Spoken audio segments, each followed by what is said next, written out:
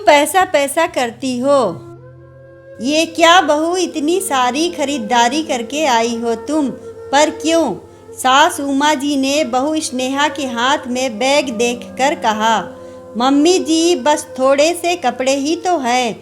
सोफे पर बैठती हुई स्नेहा बोली, पर बेटा अभी तुम्हारी शादी को 6 महीने ही तो हुए, फिर हर त्योहार पर तुम कपड़े लेती ही हो, तो अब क्या ज़रूरत पड़ गई तुम्हें कपड़े लेने की? उमा जी बोली।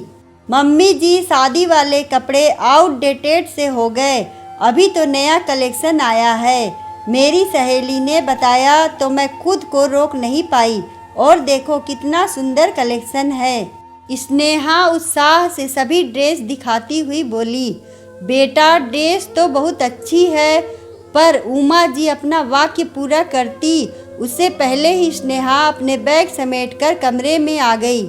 सुनो राहुल, मुझे 5,000 रुपये देना। एक हफ्ते बाद स्नेहा अपने पति से बोली। स्नेहा, अभी पिछले हफ्ते तो 10,000 दिए थे, फिर से इतने पैसे क्यों? राहुल चौंक कर बोला। मुझे अपने कमरे के पर्दे बदलने हैं और 1-2 और सामान भी लाने हैं, स्नेहा बोली। पर इन पर्दों में क्या खराबी है? अभी शादी के समय ही तो लगे थे ये, राहुल बोला। मैंने अपनी दोस्त के यहाँ देखे हैं पर्दे, वैसे पर्दे चाहिए मुझे, ये आउटडेटेड लगते हैं। उन पर्दों से हमारा कमरा खिलकर आएगा, स्नेहा उत्साहित हो बोली।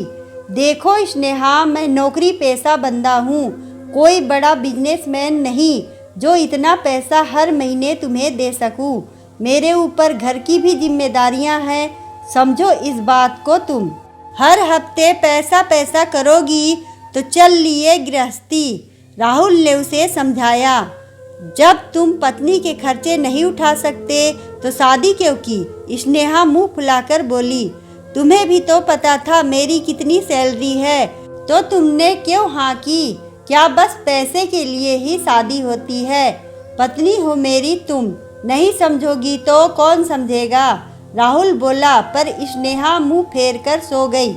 राहुल को गुस्सा भी आया, पर उसने चुप रहना ही ठीक समझा।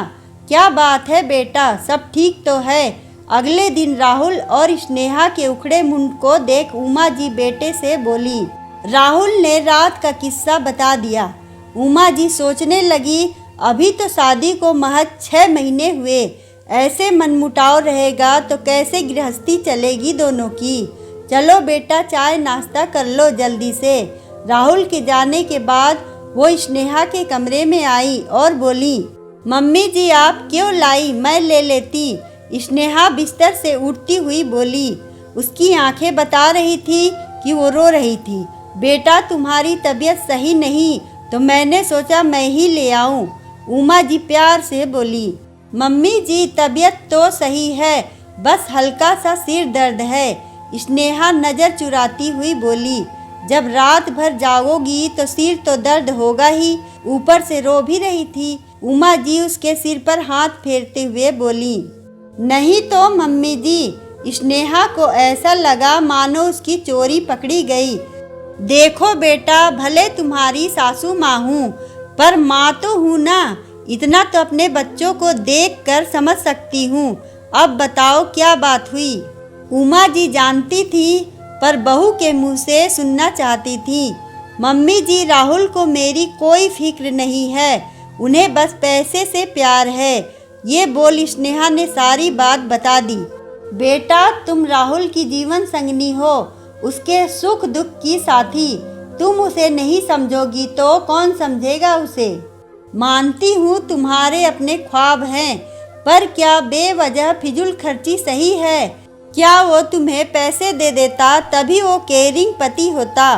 वो तुम्हें पैसे देने को मना नहीं करता, पर एक हद तक ही ना, क्योंकि उसको भी एक हद तक ही मिलती है। फिर ऐसी जिद करके क्या फ़ायदा जो आपसी रिश्तों में तनाव ले आए।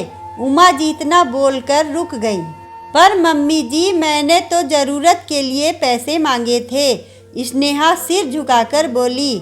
स्नेहा बेटा, सबसे पहले तो ज़रूरत और शौक़ में अंतर करना सीखो, क्योंकि शौक़ इंसान को फिजूल खर्च बना देते हैं और ये आदत न केवल खुद का मानसिक तनाव छीन लेती है बल्कि परिवार में भी कलेश के बीज बोती है।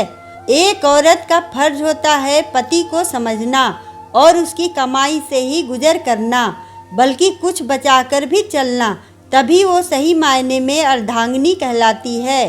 देखो सास हूँ तुम्हारी, तुम्हें मेरी बात बुरी भी लग सकती है, पर तुम खुद ठंडे दिमाग से सोचना। ये बोल उमा जी वहाँ से चली गईं। स्नेहा बहुत देर तक उमा जी की बात सोचती रही। एक बार तो उसके दिमाग में आई, मम्मी जी तो अपने बेटे की ही साइड लेंगी ना। फिर उसने ठंडे दिमाग से सोचा तो उसे लगा पर्दे बदलना इतना भी ज़रूरी नहीं जिसके लिए घर में कलेश किया जाए। उसे भी राहुल से ये अबोला तकलीफ दे रहा था। सच ही तो कहा मम्मी जी ने, मैं राहुल की अर्धांगिनी हूँ, उसकी हर चीज़ पर मेरा हक है, यहाँ तक कि उसकी परेशानी पर भी, पर मैं तो खुद उसे परेशान कर रही हूँ।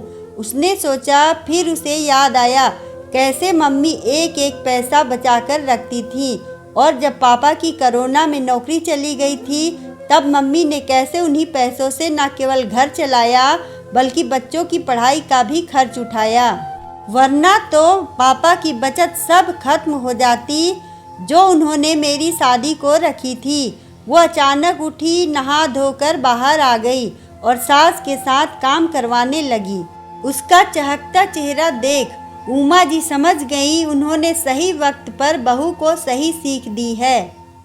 अगर आपको हमारी कहानी अच्छी लगे तो वीडियो को लाइक करें, चैनल को सब्सक्राइब करें और कमेंट में बताएं कि आपको कहानी कैसी लगी। धन्यवाद।